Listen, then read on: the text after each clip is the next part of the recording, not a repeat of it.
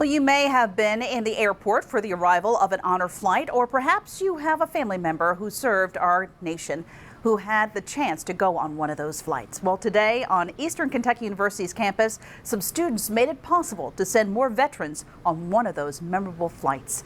LE18's Claire Kopsky tells us how they did it. It's a flight of honor to take as many of America's veterans on a day trip to D.C. to see some of our country's monuments and to thank them for their service. That's what Honor Flight Kentucky aims to do every time they book a trip in the air. It's awesome. If you ever want to know how awesome it is, just come to a homecoming.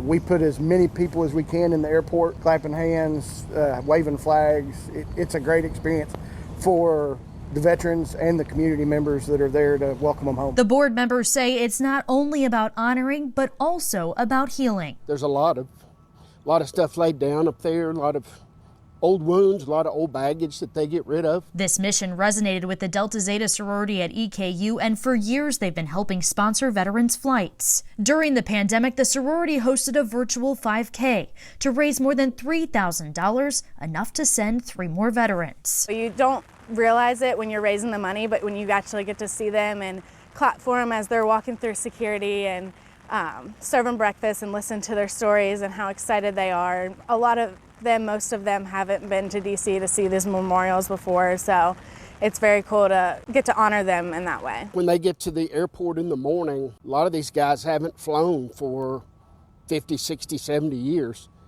And it's really nice to have these young ladies there just to kind of calm the nerves, get them to talk, draw some stories out of them.